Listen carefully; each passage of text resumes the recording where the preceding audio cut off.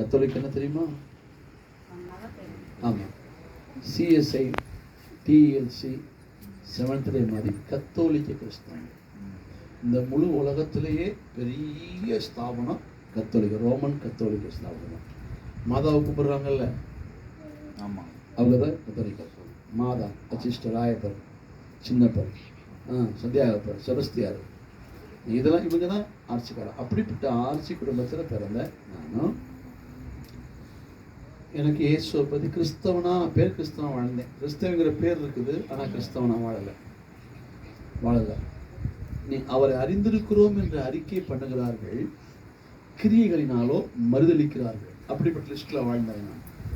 இயேசுன்னு வாயில சொல்லுவேன், நான் வாழ்க்கை இல்லை. இயேசு உள்ளே இல்லை.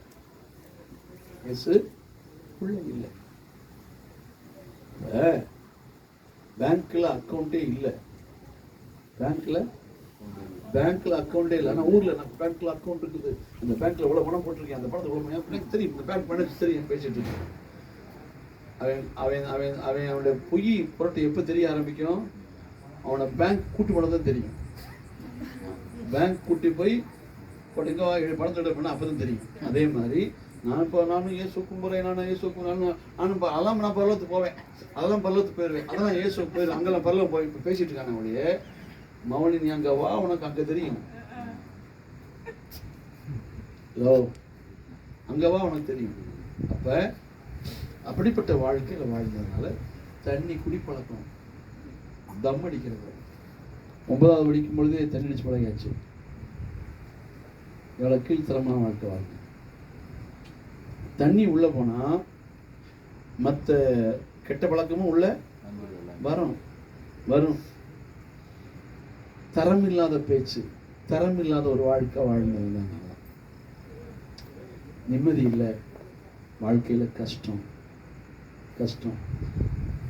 சாப்பாட்டுக்கு வழி இல்லாமல், பசி, பட்டி, போட்டுக்கு நல்ல துணிமணி இல்லை. காரணம் இயேசு எனக்குள்ள இல்லை. இயேசு இல்லை. நல்ல ட்ரெஸ் இல்லை, துணிமணி, வீட்டில் கஷ்டம். வாழ்க்கை வாழலாமா வேணாம், தொடர்ந்து இப்படியே போகுமா, இந்த உலகத்தில் இப்படியே நிற்க போகிறோமா, செத்துருவோமா, இப்படிலாம் ஓட்டுறோம். இப்படிப்பட்ட சமயத்தில் தான் எனக்கு ஒரு நாள் இயேசு எனக்குள்ளே வந்தார். இந்த இயேசுவை பற்றி எனக்கு சொன்னாங்க. இயேசுவை பற்றி நீங்கள் மற்றவங்கள்ட்ட சொல்லாமல் இருக்கக்கூடாது, சொல்லி ஆகணும். சொன்னாதான் அவங்களுக்குள்ள இயேசு உள்ள போவார். சொல்லாம இப்படி இயேசு உள்ள போவாரு? இயேசுவை பற்றி நீங்க சொல்லணும்.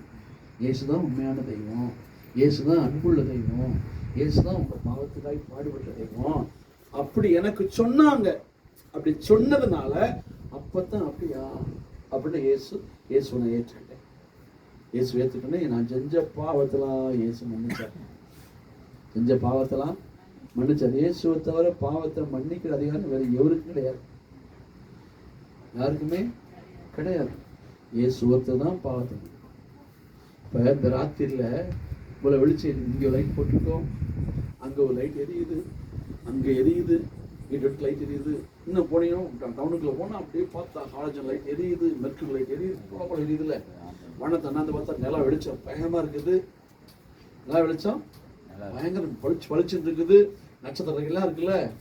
ஆனால் காலையில் ஒரு சூரியன் வந்த உடனே இது பூரா எரிஞ்சாலும் அந்த வெளிச்சம் தெரியுமா? ஒரே ஒரு சூரியன் மட்டும்தான் வருது, அவ்வளோ அடிபட்டு போயிரு.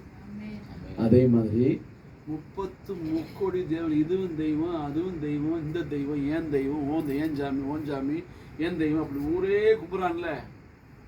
எத்தனை தெய்வம் சொன்னாலும் இயேசு உள்ள வந்த மாத்திரத்துல ஒரு சூரியன் வந்து எல்லா உலகமே வெளிச்சம் அடைகிற மாதிரி இயேசு உள்ள வந்த உடனே அப்பா பிரகாசமாயிரும், மற்ற எல்லாம் டம்மி ஆயிரும். எல்லாம் இயேசு வந்துட்டாருன்னா எல்லாமே டம்மி தான். இயேசு வந்துட்டாருன்னா அது வரைக்கும் நம்மள ஆண்டவன் டம்மி. மம்மி கேளு, மம்மி எல்லாமே டம்மி. அப்ப இயேசு உள்ள வந்தார், என் வாழ்க்கையில வந்தார், வந்து என் பாவத்தெல்லாம் மன்னிச்சார். ஏன்னா சிலுவையில இயேசு எனக்காய் பாடுபட்டு மரித்து உயிர்த்தெழுந்தாங்க அவர் தான் சொன்னார். அவர் சொல்லி நிரூபிச்ச உடனே இயேசு ஏற்றுக்கிட்டேன். இப்போ இயேசு ஏற்றிய பாவம் மன்னிக்கப்பட்ட உடனே எனக்கு அப்பா வண்டியா நிம்மதி, சந்தோஷம். நான்லாம் ஒரு நாள் காலையில் 7 மணிக்கு குடிக்க ஆரம்பிச்சது, போதை இறங்க இறங்க இறங்க இறங்க ராத்திரி 10 மணி வரைக்கும் குடிச்சிட்டு இருக்கேன். இறங்க குடிக்க, இறங்க குடிக்க, போதை அப்படி இறங்க போய் குடிக்க, இப்படி குடிச்சு குடிச்சு தண்ணி நிம்மதி தண்ணி குடிச்சு போதை இறங்க இறங்க குடிச்சுட்டு இருக்கிறேன். ஆனா குடிக்க குடிக்க நிம்மதி தான் போதே ஒழிய செய்யல. ஆனா இயேசு உள்ள வந்த உடனே சாராயம் தராத நிம்மதி, சிகரெட் தராத நிம்மதி, சைட் அடிக்கிறப்ப இருந்த நிம்மதி, இல்லை இருந்த சமாதானம், ஃப்ரெண்ட்ஸோட சேர்ந்து கண்டதை பேசிச்சோம்ல அப்ப இதெல்லாம் தராத ஒரு நிம்மதி இயேசு உள்ள வந்த உடனே அப்பா சந்தோஷம் தாங்க முடியல. அவளோட நிம்மதியோட சந்தோஷம் உங்க வாழ்க்கையில் இயேசு கிறிஸ்து அதான் செய்வார். என் பாவத்தை மன்னிச்சு சபைக்கு நல்ல சபைக்கு ஆண்டவர் கொண்டு போன திண்டுகள் நல்ல சபை. எங்கள் பாஸ்டரையா தான் அவங்க இருந்தவங்க அங்கெல்லாம் இருக்காங்க. 91 போய் சேர்ந்து சபை நல்ல சபையில் இருந்து இன்னைக்கு வரைக்கும் நான் திண்டுகள் போனால் எங்கள் பாஸ்டரை பார்க்காம நான் போக மாட்டேன். நான் ரெவரண்டு தான். நான் கொஞ்சம் அடுத்த வருஷம் நான் டாக்டர் பட்டம் வாங்கிடுவேன், முனைவர் பட்டம் வாங்கிடுவேன். டாக்டர் பிபிலிக்கல் ஜாகிரபியில் நான் படிச்சுட்டு இருக்கிறேன். ஸ்தோத்திரம். டிப்ளமா படித்து பிடிஹெச் படித்து எம்டி படித்து எம்டிஹெச் படித்து அடுத்து டாக்டரேட். ஆனாலும் எங்க பாஸ்டர் வரப்போய் பாஸ்டர் அது மாதிரி ஸ்தோத்திரம். நீங்க ஆண்டவர் உங்களுக்கு நல்ல சபையை கொடுத்திருக்கிறார். நீங்க இந்த ஊர்லயே சீக்கிரம் ஜெபம் பண்ணி, நீங்க நல்லா சீக்கிரம் ஜெபம் பண்ணி இந்த ஊர்லயே சொந்த இடம் வாங்கி கட்டணும். சிஎஸ் சபை இருக்குல்ல, இருக்குதா? அப்புறம் சபை இருக்குல்ல, உங்களுக்கு சபை இருக்க வேணும்ல. நல்லா இடத்த வாங்கி குறைஞ்ச வச்சோம் ஒரு 5 சென்ட் 10 சென்ட் வாங்கி கட்டுங்க. ஆண்டவருக்கு ஜெபம் பண்ணுங்க, ஆண்டவர் தருவாரு. ஐயா எங்களுக்கு சொந்த இடம் கொடுங்க போட்டா நீங்க தான் உங்க சார்பா நீங்க இந்த ஊர்ல ரட்சிக்கப்பட்டு ஞானஸ்நானத்தை விசுவாசி நீங்க அது கண்ணையோட ஜெபம் பண்ணா ஆண்டவர் ஜெபத்தை கேட்டு ஆண்டவர் பணத்தை கொடுப்பார். பணத்தை கொடுத்து இடத்த வாங்கி சபையை கட்டி தேவனுக்கு மகிமையா பிரதிஷ்டை வரணும். கர்த்தருக்கு சித்தமானா அப்படி வருகை தாமதிக்க மாட்டா நான் இந்த பிரதிஷ்டைக்கு வரணும். ஆமென். ஹல்லேலூயா. ஹல்லேலூயா. ஹல்லேலூயா. சும்மா எப்ப பார்த்தாலும் பஸ்ஸில் வந்தே பாஸ்டர் எங்க இந்த கதையெல்லாம் எல்லாத்தையும் கொடுக்கத்தக்க வல்லமையில தேவன் இயேசு நம்மள்ட்ட இருக்கிறார். ஹல்லேலூயா. எனவே அந்த இயேசு எனக்கு வந்து என் வாழ்க்கையை மாற்றினார். இயேசு என் வாழ்க்கையை மாற்றி சந்தோஷம் நிறைவேற்றிருக்கிறார். பைபிள்ல அப்போஸ்தலர் புஸ்தகத்துல 4ஆம் அதிகாரத்துல 12வது வசனம் சொல்லுது, அவராலே அன்றி வேறு ஒருவராலும் ரட்சிப்பு இல்லை. நாம் ரட்சிக்கப்படும்படிக்கு வானத்தின் கீழங்கும் மனுஷர்களுக்குள்ளே அவருடைய நாமமே அல்லாமல் வேறொரு நாமம் கட்டளையிடப்படவும் இல்லை. தூங்குறவங்க கை வச்சு எல்லாம் சொல்லுவோம். தூக்கிட்டு இருக்காங்க கவனிங்க. அவராலே அன்றி, இயேசு கிறிஸ்துவாலே அன்றி வேறு ஒருவராலும் ரட்சிப்பு இல்லை. நாம் ரட்சிக்கப்படும்படிக்கு வானத்தின் கீழங்கும் மனுஷர்களுக்குள்ளே இயேசு கிறிஸ்துவின் நாமமே அல்லாமல் வேறொரு நாமம் கட்டளையிடப்படவும் இல்லை. ரட்சிப்புனா என்ன? ரோஷன் சொல்லு எனக்கு. ரட்சிப்புனா என்ன? விடுதலை. தெய்வம் சொல்றாரு, இந்த பூமியில வாழ்ற எல்லா மனுஷனா இருந்தாலும் யாரா இருந்தாலும் ரட்சிக்கப்படாம ரட்சிப்பு இல்லாம பரலோகத்துக்கு போக முடியாது. பரலோகத்துக்கு போக முடியாது. பரலோகம்னா என்ன? தேவனுடைய ராஜ்யம். இந்த ஆத்மா நித்திய இறந்தாலும் நித்தியமா போய் வாழணும்னா அங்க போக முடியாது. அப்ப அவராலே இன்றி வேறு ஒரு ரட்சிப்பு இல்லை. ஏன் சொல்றாரு? நான் உலகத்தை ரட்சிக்க வந்தேங்கிறார். உலகத்தை ரட்சிக்க வந்தேன், காப்பாற்ற வந்தேன். இயேசுனா என்ன அர்த்தம்? இயேசுனா என்ன அர்த்தம்? நீக்கி ரட்சிப்பார். அப்படின்னா இயேசுனா காப்பாற்றுறதுன்னு அர்த்தம். பாவத்துல சாகுறவனை காப்பாற்றுறவர். இயேசுனா என்ன அர்த்தம்? பாவத்தில் சாக காப்பாற்றுறவர். சொல்லுங்க. இயேசுனா காப்பாற்றுறவர். சொல்லுங்க. இயேசுனா காப்பாற்றுறவர். ஆமா, காதுக்குள்ள சொல்லுங்க, சத்தப்படி சொல்ல வேணாமா? காப்பாற்றுறவர். இயேசுனா யாரு? பாவத்திலிருந்து காப்பாற்றுறவர். பாவத்திலிருந்து காப்பாற்றுறவர் தான் உண்மையான தெய்வம். அவர்தான் உண்மையான தெய்வம். பாவம் செய்யணும் தூண்டி விட்டா அது தெய்வமா? பாவம் செய்ய தூண்டி விட்டா? ஒருத்தன் எந்த சாமியை கும்புறானோ அந்த சாமி புத்தி தான் அவனுக்கு வரும். சொல்லுங்கய்யா, அப்படித்தானே? ஆமா. எங்க சொந்தக்காரர் ஒருத்தர் முருகன் இருக்கார். முருகன், அவருக்கு 2 மனைவி இருக்கு.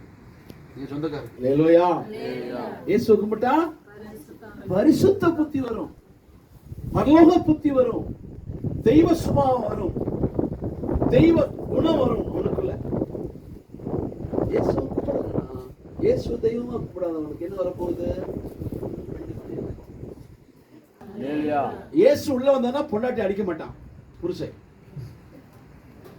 இயேசு உள்ள வந்தா மனைவிய அடிக்க மாட்டான்.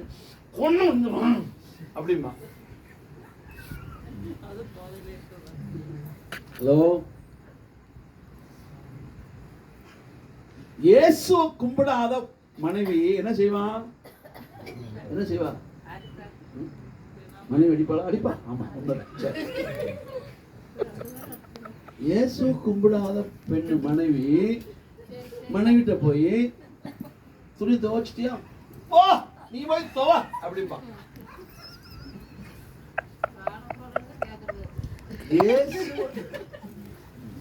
இயேசுவ கூப்பிட்ட மனைவி துணியை துவைச்சுதான் தான் என்னங்க தான் துவைச்சு போட்டிருக்கேன் அப்படின்பா. இயேசுவ கும்புற மனைவிட்ட போய் உட்காந்து சாப்பிட்டா, ஆமா போதுங்களா மாமா, இன்னும் கொஞ்சம் வாங்கிக்க மாமா, நம்ம சாப்பிடுங்க மாமா. இயேசுவ கும்பிடாத மனைவி, இயேசு கும்பிடாத மனைவி எமக்கு வந்து சொல், போதும் போதும் எந்திரிச்சு போ.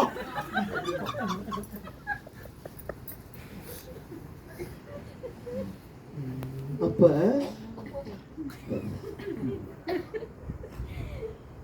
எந்த சாமியை கும்பிடுறோமோ அந்த சாமி புத்தி உள்ள வரும்.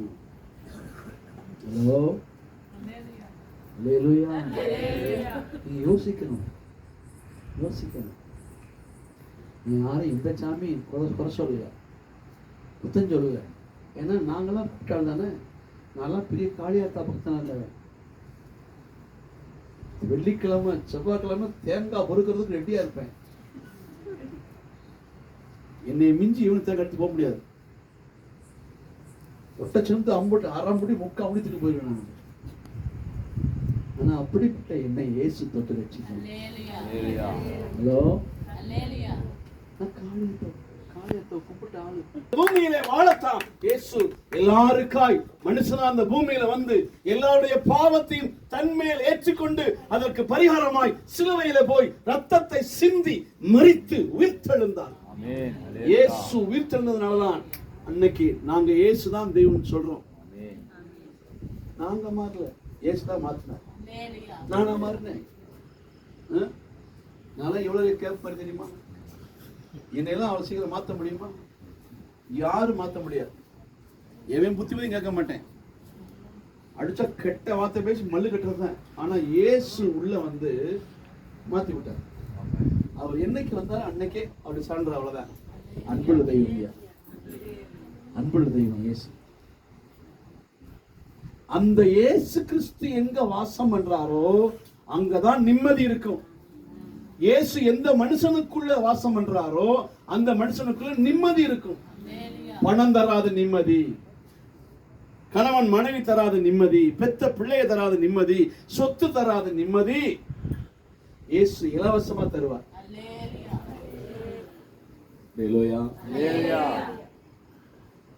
அந்த இயேசு உள்ள வந்தார், என் வாழ்க்கையை மாற்றி எனக்கு நிம்மதி கொடுத்திருக்கார். இயேசுவால ஆகாத காரியம் எதுவுமே இல்லை. அவரால் எல்லாம் கூடும். அவர் நோய் கூப்பிட்டா போதும், உடனே வருவார். எந்த இடம்னு பார்க்க மாட்டார். என்னை நோக்கி கூப்பிடு, நான் அப்பொழுது உனக்கு உத்தரவு செய்வேங்கிறார். ஆபத்து காலத்தில் என்னை நோக்கி கூப்பிடு, நான் உன்னை விடுவிப்பேன்.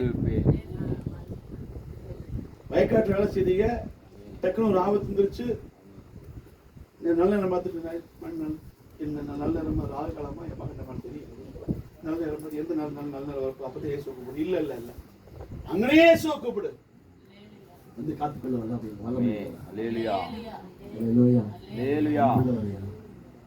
அந்த இயேசு வாசம் பண்ற ஆளா நீங்க இருக்கணும். இயேசுவுக்கு உங்களை அர்ப்பணிச்சா போதும், வாழ்க்கை மாறும். இயேசுவுக்கு உங்களை தந்தா வாழ்க்கை மாறும், குடும்பத்தில் நிம்மதி.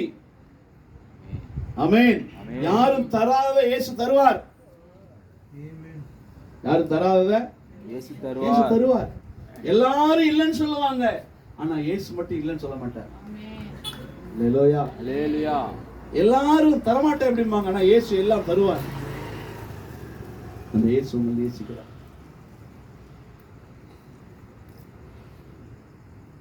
இயேசு இருந்தார்னா உங்க வீட்டுல ஜெபம் இருக்கணும். வீட்டுல ஜெபம் இருக்கணும். எதுக்கு ஜெபம் பண்ணணும்? ஜெபம் எதுக்கு ஜெபம் இருக்கணும் பிரதர்? ஆண்டவரோட பேசணும். வேற எதுக்காக ஜெபம் பண்ணணும்? நம்ம ரட்சிப்படையணும். நம்ம ரட்சிப்படணும். சரி, வேற ஆசீர்வாதம் வாங்கணும். சரி, பரலோகம் போகணும். சரி, ஆண்டவரை பத்தி எல்லாத்துக்கும் சொல்லணும். அப்ப இந்த ஊர் எக்கடிக்கிட்டு போகணும். நீங்க ஐஸ்வர்யமாக நல்லா இருக்கணும். எல்லாருமே நல்லா இருக்கணும். தொடர்ந்து படிக்கிட்டு குடும்பத்துல மாறாத ஆட்களை மாத்துங்கப்பான்னு ஜெபம் பண்ணணும். உங்கள்கிட்ட வராத ஆட்களை மாத்துங்கப்பா.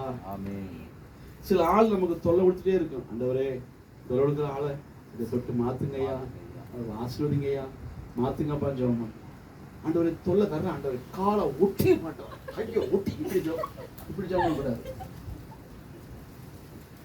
ஆண்டவரே, ஸ்தோத்திரப்பா ஸ்தோத்திரப்பா ஸ்தோத்திரப்பா, கால் விளங்காம போட்டுப்பா, இப்படியா ஜெபம் பண்றது?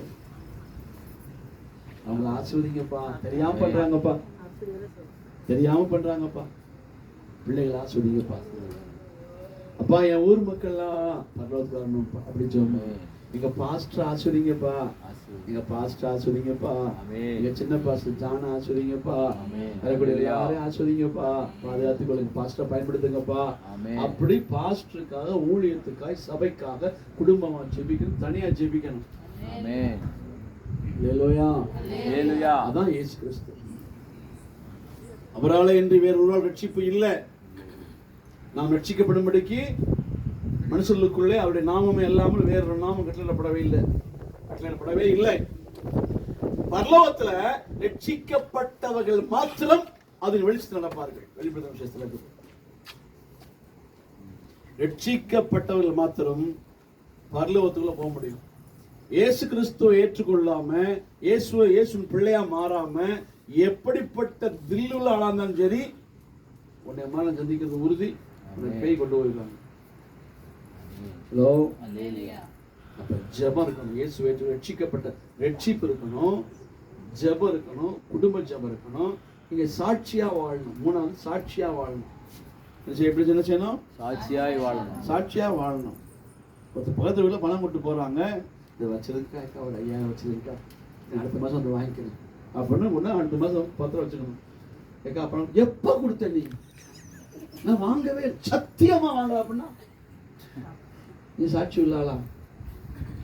வேலைக்கு போனா வேலைக்கு நல்லா வாண்டலுக்கு பயந்து வேலை செய்யணும். ஓப்பி அடிக்கிறது. ஓனரை பார்த்த உடனே அப்படியே இப்படி செய்த மாதிரி பிள்ளையும் காட்டி பண்ணிட்டு போனதுக்கு அப்புறம் அப்படியே சோப்படாது. இல்ல கிறிஸ்து அப்படி கூட சாட்சி வாழ்க்கை வாழணும். கணவன் பேசினாலும் பேசாம மீதா இருந்து ஜெபம் பண்ணணும். மனைவிய ரொம்ப கடுப்பேற்றக்கூடாது. மனைவிய கஷ்டப்பட்டு துணி துவைச்சு போட்டு உடம்பு முடியாம இருந்து சோழம் ஆக்கி வைக்கிறான். வாங்கி வச்சுட்டு எங்க அம்மா வச்சது மாதிரி இல்லை இந்த குழம்பு அப்படின்னா உன்னை என்ன செய்யலாம்?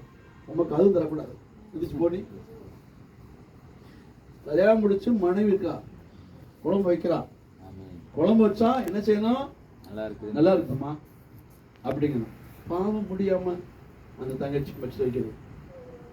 என்ன குழம்பு வச்சிருக்கிற? எங்க அம்மா வச்ச மாதிரி இல்லை. உங்க அம்மாட்ட போய் சாப்பிட்டு போ. மனைவி பிள்ளைகளை கடுப்பு, பிள்ளை நல்லா வச்சு பேசுறேன், பிள்ளைகளை சனியனே பிள்ளைய. அப்ப நீ பிள்ளை சனியனப்ப நீ யாரு? பிள்ளைய தப்பா இருக்கு. இதெல்லாம் வந்து கிறிஸ்தவ மக்கள்கிட்ட உள்ள மகா பெரிய தப்பு இருக்கு உள்ளுக்குள்ள. சாட்சி வாழ்க்கை இல்லை. நீ பிள்ளைக்கே சாட்சியா இல்லையே. பிள்ளைய பார்த்து எரும மாட, அப்ப நீ யாரு? பெரிய பிள்ளை என்னத்து அப்படி கூட சனியனை, எரும மாட, குரங்க. இதெல்லாம் கத்தரை துக்கப்படுத்துற வார்த்தை பேசக்கூடாது. இதுதான் சாட்சி வாழ்க்கை. அன்றாட வாழ்கிற வாழ்க்கையில நாம் தவிர்க்க வேண்டியவையெல்லாம் தவிர்த்தணும். பெரியவங்களுக்கு முன்பாக பணிஞ்சு பேசி பழகணும். பாஸ்டர் வந்தாருன்னா எத்தனை சோத்திரம் பாஸ்டர் அப்படி சொல்லணும். நிறைய பேர் சோத்திரம் பாஸ்டர், சோத்திரம் பாஸ்டர், பிரேசால் பாஸ்டர், பிரேசால் பாஸ்டர், சுச்சா போடுற நீ, சுச்சா போடுற நீ,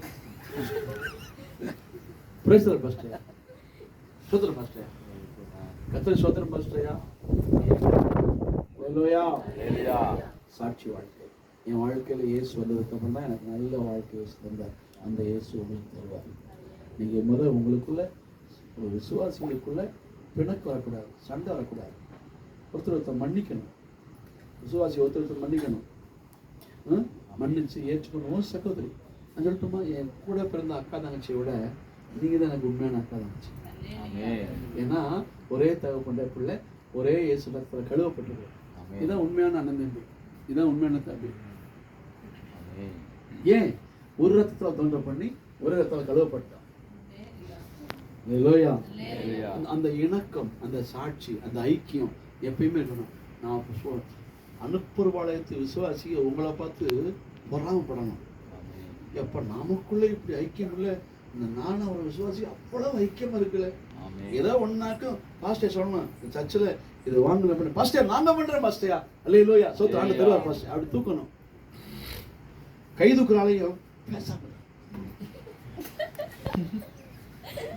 இப்படின்னா அனுப்புற வளையத்து விசுவாசிகளுக்கு நீங்க முன்மாதிரியா இருக்கணும். சுவிசேஷம் சொல்றது இல்ல, சபையை தாங்கிறது இல்ல, ஜெபிக்கிறது இல்ல, சர்ச்சுக்கு வர்றது இல்ல. நான் கேட்கறாங்க ஏனுக்கா வரல, அது அங்க போகணும், நான் போய் நீங்க அடுத்த மாசம் வரலான்னு இருக்கிறேன் சர்ச்சுக்கு. இல்லை இல்லை, நல்ல ஒரு ஐக்கியம் இருக்கணும், ஜெபம் இருக்கணும், ஒண்ணு கூடணும், இந்த ஊரை அசைக்கணும். நீங்களாம் இந்த இந்த இந்த நாலாவது விசுவாசியை மட்டும் வாரத்துல ஒரு நாள் மொத்தமா சேர்ந்து ஜெபிக்க ஆரம்பிக்கணும். இந்த ஊருக்காக ஜெபிக்கணும், இந்த ஊர் மக்களுக்காக ஜெபிக்கணும், இந்த ஊர்ல சபை வரணும் ஜெபிக்கணும். சபை நான் கட்டணும் பயன்படுத்துங்க ஜெபம் பண்ணணும். பிள்ளைகள் ஆஸ்வதிங்கப்பா ஜெபம் பண்ணணும். ஒருத்தர் பார்த்து உன் வீட்டில் என்ன பிரச்சனை சொல்லு, ஜெபம் பண்ணணும். என் வீட்டில் இந்த பிரச்சனை இருக்கா, ஜெபம் பண்ணணும். கேட்டுப்பட்டு அங்கிட்டு போய் உனக்கு விஷயம் தெரியுமா, அவள் வீட்டில் எப்படி பிரச்சனை அப்படின்னா இல்லை. நல்ல புரியுதா? இந்த நாலாவது விசுவாசிகளை ஆண்டவர் ரொம்ப நேசிக்கிறார்.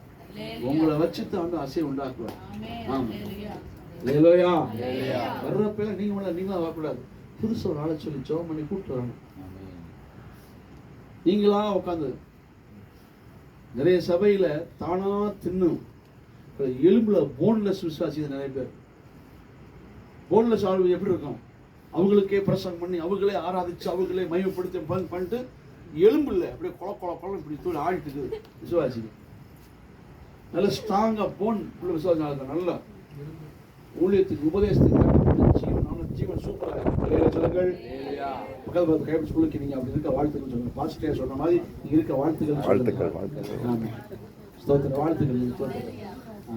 சொல்லும் முகத்தை பார்த்து நீங்க எங்கிட்டு கட்டு போ இப்படி போ அப்படின்னா